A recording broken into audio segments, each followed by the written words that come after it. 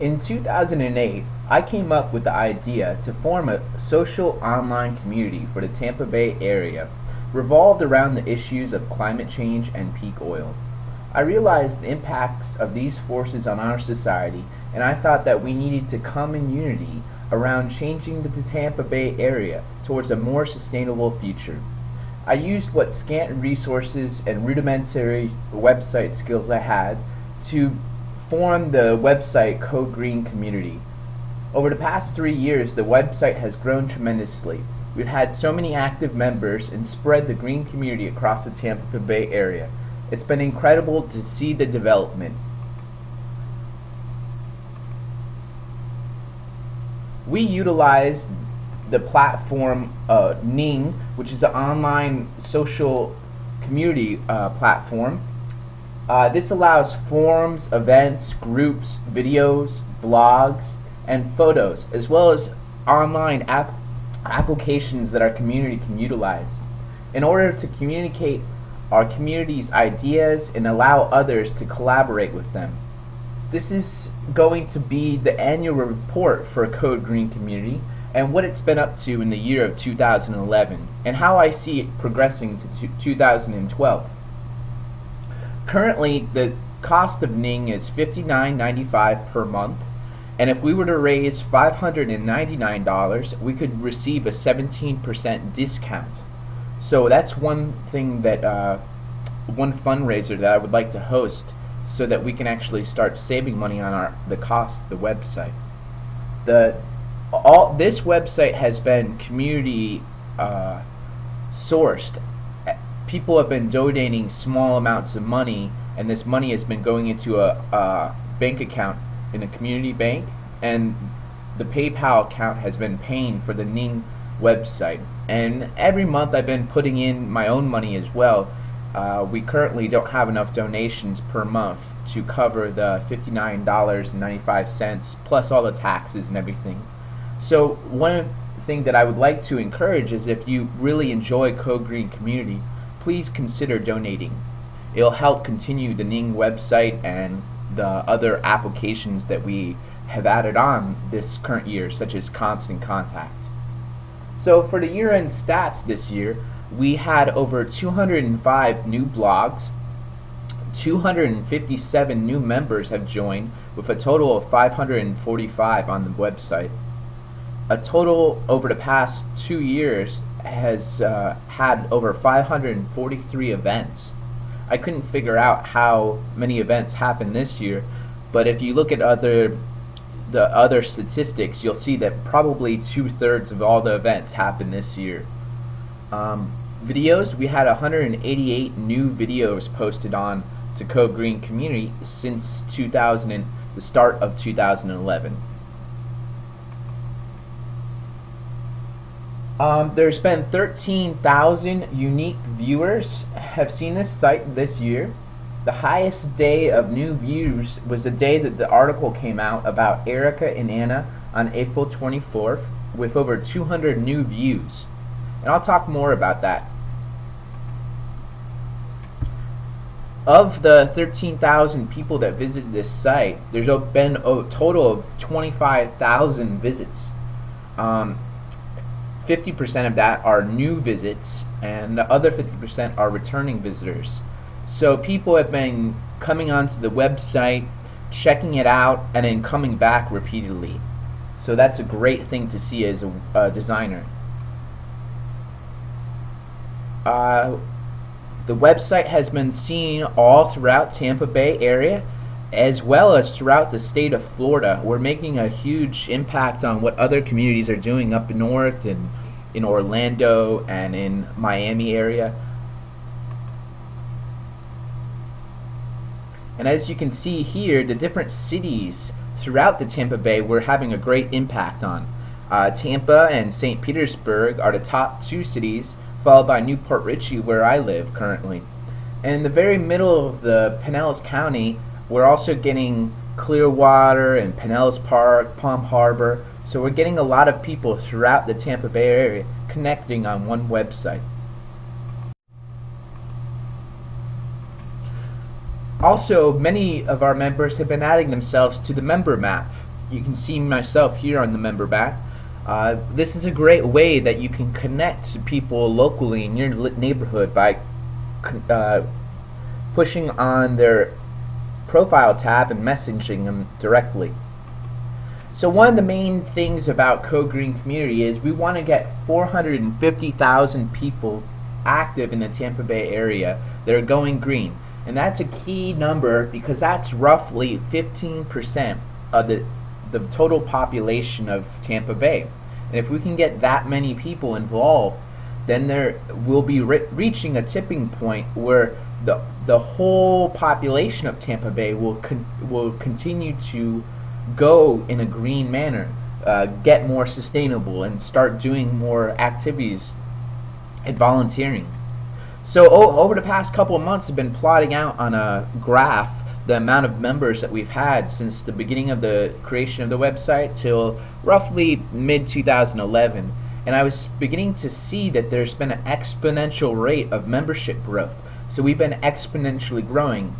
And that's a great thing. That means that we're going to continue to exponentially grow as more and more people share this website. So if one person shares this website to 2 people, and those 2 people share it to 2 people, and those 2 people share it to 2 people, you can see how this website can grow really, really quickly. And I chart that out in this graph. I used the rate of exponential growth to figure out roughly when we could see that kind of growth. So for a long period of time, we may see maybe a couple of thousand people on the website, but basically overnight we could see in about a year's time exponential growth towards that 450,000 people. And that, I estimate that could occur sometime in December 2014. But who knows? This is just estimation. It's about having fun and enjoying the community. And that's what I've been doing for the past year. I've been enjoying the great community of people throughout the Tampa Bay area. In January, I posted the most amount of YouTubes onto Code Green Community. There were 16 blogs that were created by various members, and including myself. And I posted several different movies. One was about Jay Hambley. She talks about organic gardening. And this was a permablitz done up in Hudson at the Angelus, which is a community for physically handicapped and mentally handicapped young people. There was an interview with Rick Martinez from Sweetwater Farm. Then I visited the Florida Earthship down in Mayaca City. I also visited Mary, the Queen of Recycling, who hosted Jay Hambley.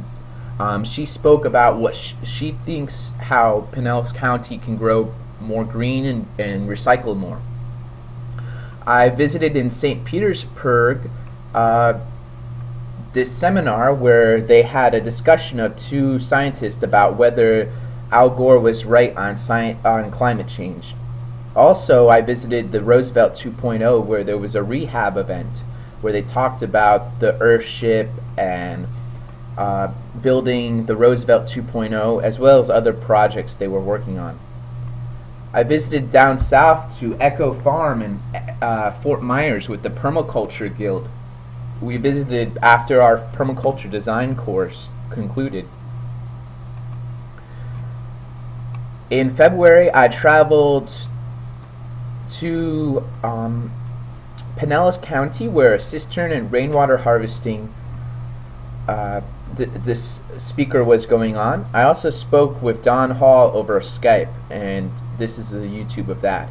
All of these YouTubes are on a Prezi, and I'll share this Prezi so you can go through and you can see all the YouTubes that have been released this past year.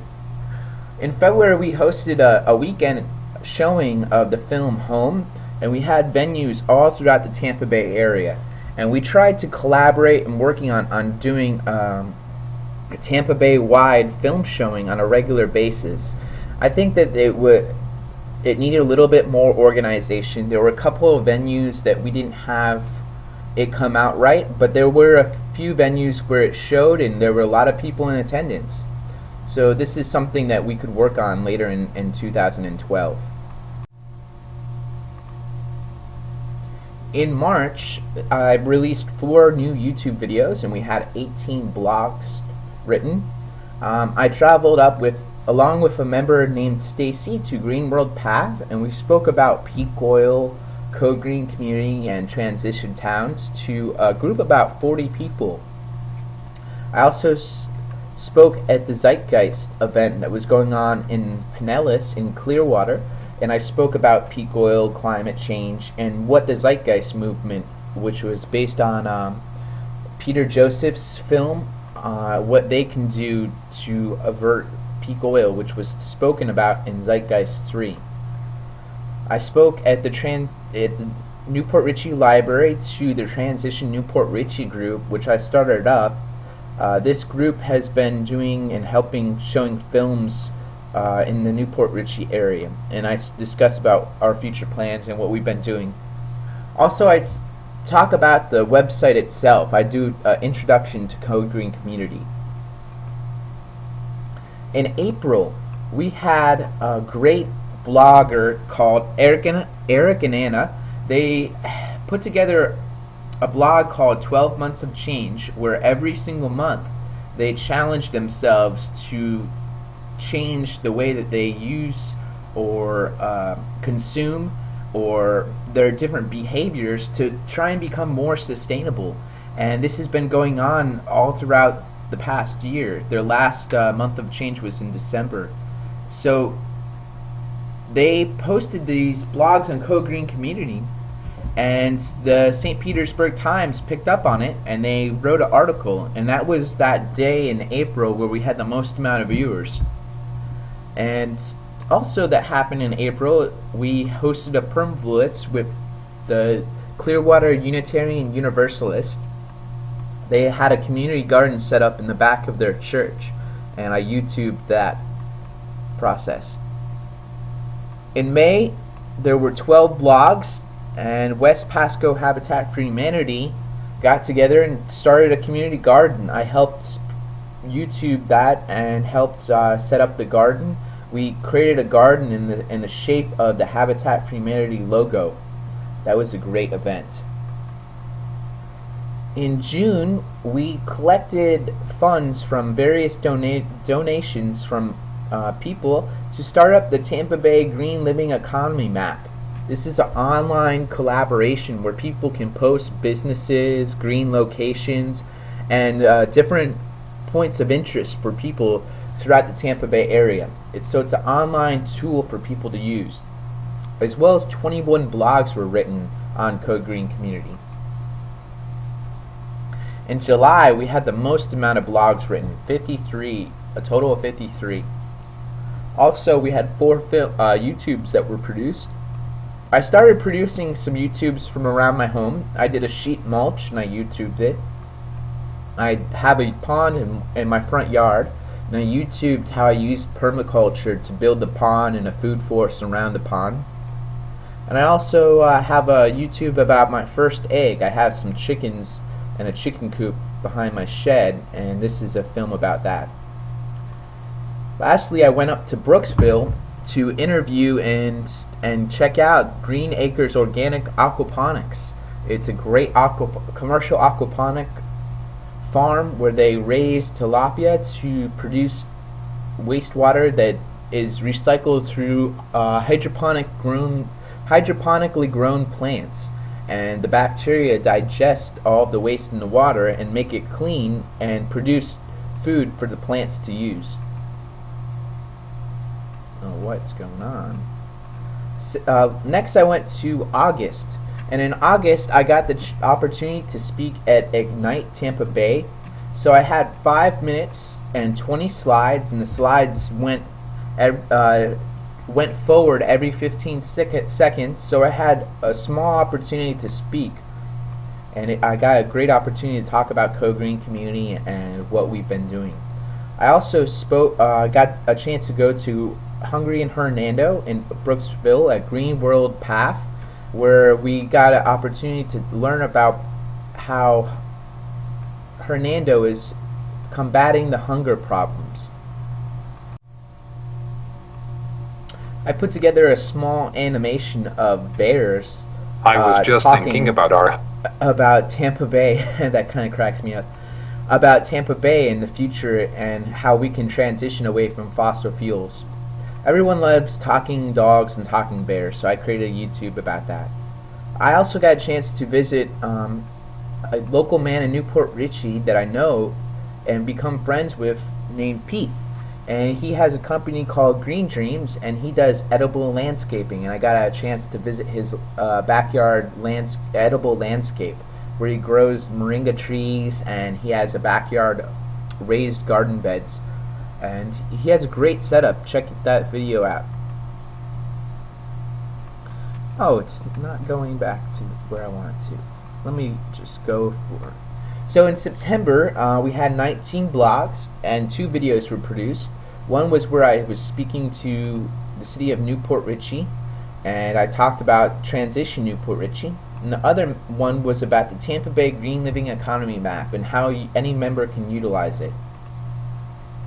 Then the next month in October, we had an event go on called Transition Training. It was hosted by Don Hall at the Roosevelt 2.0. I'm sure that if there's more interest, they'll probably have another one sometime in 2012 as well. And this is training to start up your own transition initiative. Also, there was the Occupy movement that started up this month. There was Occupy Tampa and the Occupy Tampa March that I both attended to. This was a month that I really got a lot of understanding about how much connection there is between corporations and sustainability, and I'll talk a little bit about that. I also revisited Green Dreams and saw the changes that developed the past 2 months since I last visited. And lastly, I went to Green World Path again to visit and hear a speaker about aquapini, which is growing aquaponics, and wallapini, which is growing a pond underneath the ground, which will use the underneath the geothermal heat from underneath the ground to heat the water to keep it at a temperature where it doesn't freeze. And in November, we started up Constant Contact. I've been adding money to our account, the Code Green Community account, so that we could do this because I feel like it's a really important aspect that we've been missing, a weekly newsletter so people can keep up to date of upcoming events and new blogs and just a sense of community so everyone knows what's going on with Code Green Community. And I also joined the Green Dreams crew. I've been talking with Pete for a number of months now, and so we've been developing education about permaculture and organic vegetable gardening and food forest, and I've been teaching classes at Green Dreams in Odessa for about 3 months now and introducing over 40 people to permaculture and introducing them to new ideas about how to grow your food in a more a perennial way instead of using annual vegetables. In December, working with Green Dreams, I've been traveling around doing farmers markets, sharing Code Green Community, doing projects with Pete such as building greenhouses and raised beds, and learning how to garden much better. I think food growing is going to be huge, and I'll talk about it. I feel like we all should be starting our own little victory gardens. So lastly, I'm going to talk about what I see in store for 2012. And I think there's going to be a lot of change in 2012. And there's time for change. We need the change that's going to happen. And let's start to talk about that. As you can see on the left-hand side, there's a film called 2012 Time for Change that's out, and I have it posted on Code Green Community, but this is the YouTube, so you can watch it if you're watching this Prezi. It's a great film that talks about permaculture, and it really exemplifies this idea of a worldwide individual paradigm shift. Now, permaculture has been traveling all around the world. This is a map from the Global Permaculture Network.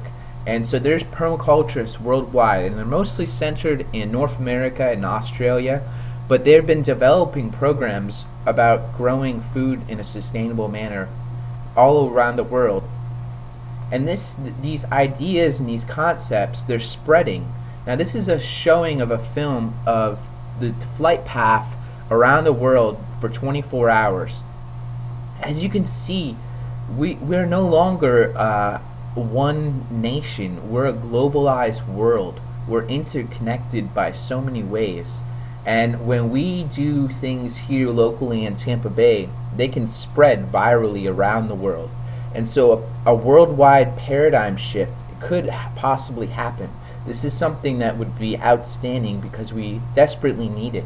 Climate change and peak oil are going to greatly change how society works and functions. So the ideas and the collaboration that we're seeing locally, we could eventually see happen on a global scale. But it's going to have to come from individuals. So there's been a huge homelessness and hungry problem in Florida. I have a YouTube of the 60 Minutes segment where they discuss the hard times in Orlando, Florida. It details how there's homeless children living out of vans, and they're hungry and desperate. Their families can't get any jobs, and they're having a real tough time during this economic crunch, this economic depression that's going on. And I feel as Floridians, we definitely need to focus on the homelessness and the hungry. There's so many connections between food and housing and the banking industries, that if we tackle them all at once, we could find a way for us to take care of these people that are down and out right now, and start to build a new economy. I feel that's something that I've been having these thoughts and dreams about, and I'd like to see that occur in 2012 and start to develop. We also have the Tampa Bay Green Living Economy map. We've been seeing a lot of new businesses pop up. If that could grow and develop, I think it could be a tool that people throughout the Tampa Bay area could utilize and find these green businesses and help them grow. I think that there's going to be a lot more relocalization of our economy, growth of personal social community, where we have groups of people meeting on a regular basis and getting to know one another and form connections and relationships. A growth of local energy, of solar power and renewable technologies that we can grow here locally. The idea of local money, the Tampa Bay Time came out last year, which is the website that I have right below. You can check that out, where you can time bank your time and volunteer your time to certain projects, and then you can use that time as like a credit, and you can trade that time for time with other people.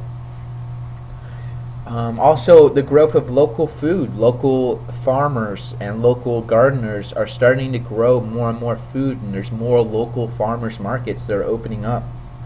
This idea of local manufacturing, I feel as peak oil develops and the cost of transporting things around the world increases, we're going to have to start to see more local manufacturing. And with the invention of 3D printers, this idea that we can print things and you just need a design that you can get online, I feel that local manufacturing could be a huge development and could be a growing new economy.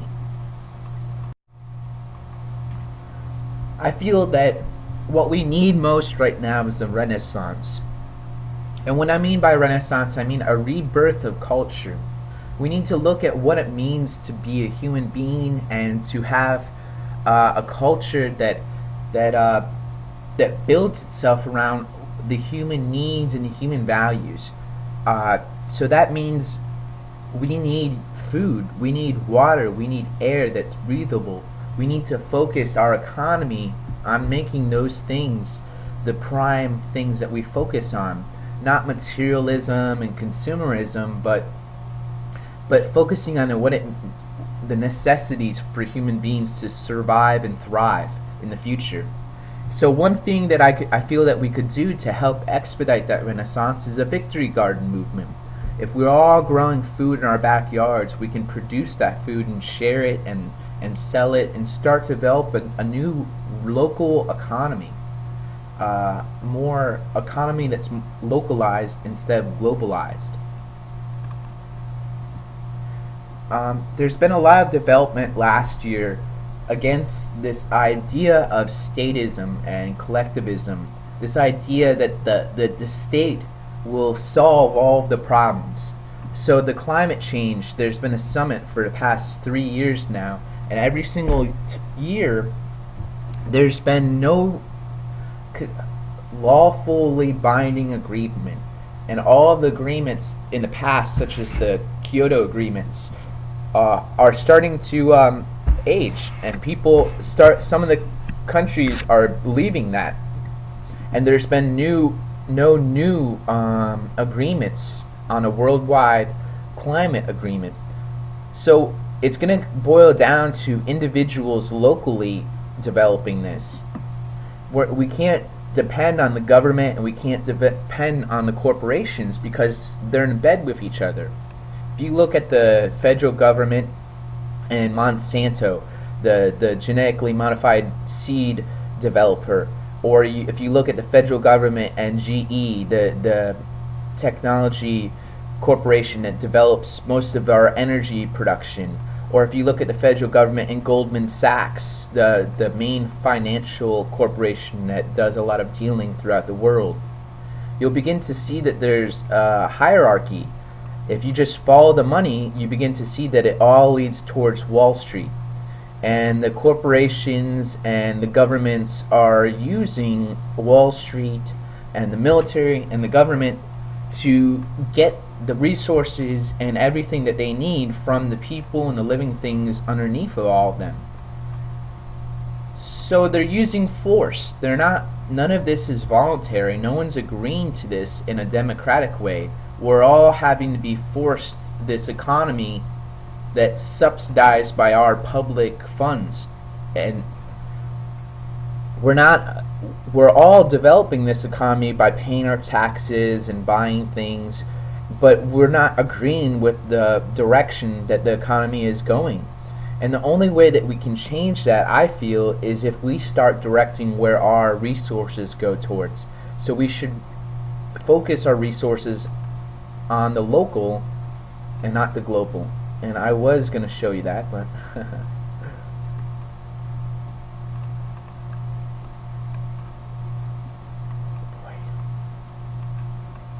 okay. So think global, act local. This idea that we're focused on the global, but we should be focused on the local. We can think about the global, but act locally. And how can we do that, you know? It's all about our choices. The choices are ours. We can, depend on corporations, or we can depend on a local economy. So there's this idea of corporatism, and there's the idea of regional economies. So we should focus on our regional economy instead, depending on huge economies of scale that are globalized. Focus on local economies of scale.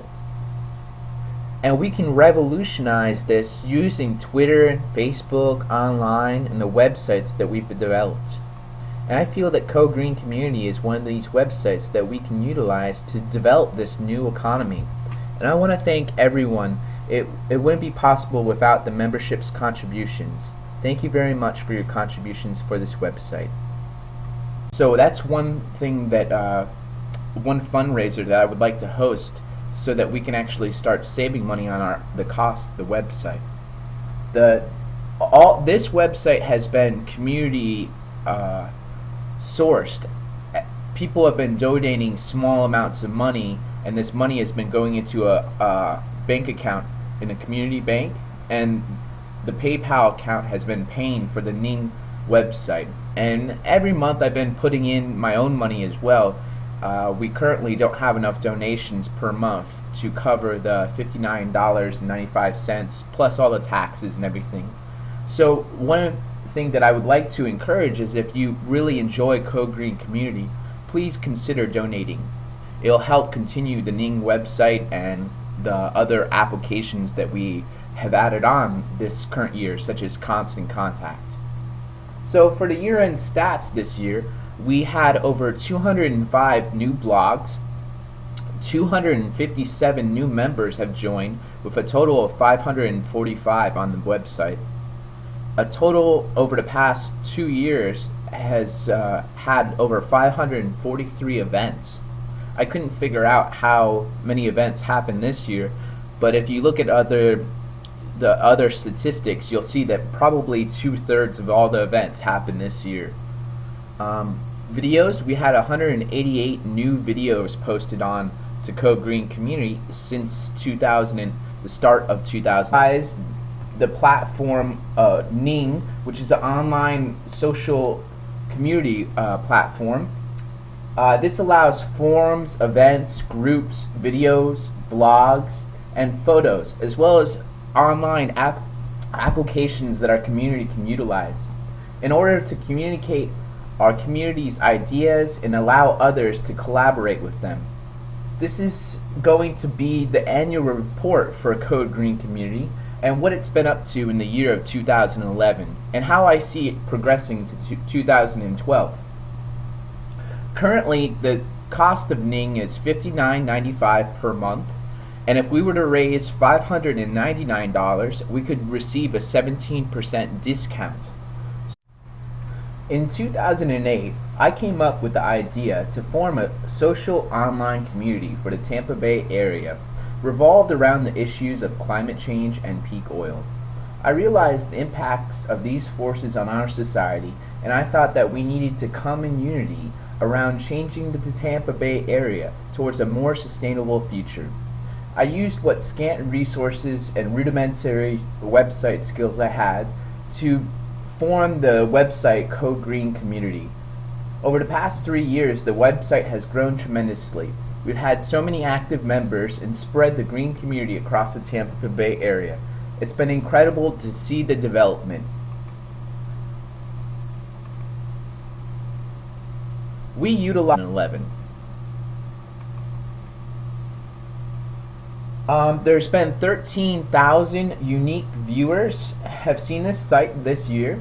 The highest day of new views was the day that the article came out about Erica and Anna on April 24th with over 200 new views. And I'll talk more about that. Of the 13,000 people that visited this site, there's been a total of 25,000 visits.